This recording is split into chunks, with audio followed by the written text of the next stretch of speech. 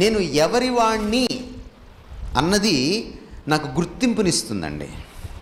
మన దేశంలో మీకు తెలుసు కదా, మన దేశంలో గుర్తింపు తెచ్చే విషయాలేంటి?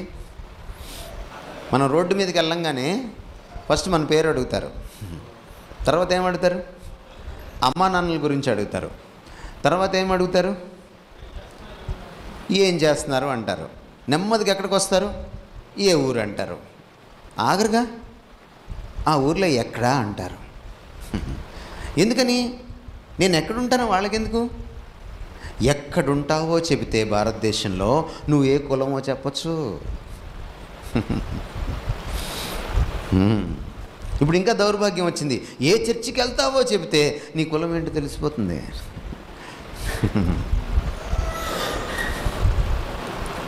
కొన్నిసార్లు నీ ఇంటి పేరు అడిగి నీ కులం ఏంటో తెలుసుకుంటారు. కానీ క్రైస్తవుల గుర్తింపు కులంలో లేదు.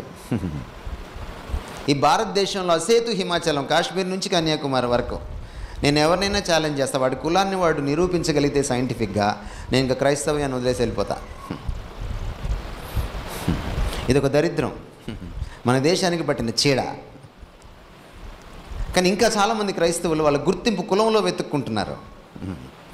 కులంలో లేదు బలం.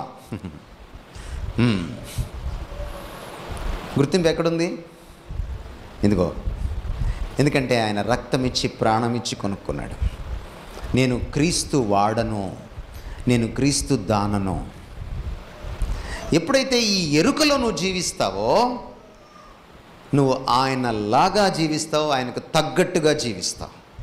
మిమ్మల్ని పిలిచిన పిలుపుకు తగ్గట్టుగా మీరు ప్రవర్తించాలి, మసలుకోవాలి, జీవించాలి అని పౌలు తన పత్రికలో రాశాడు.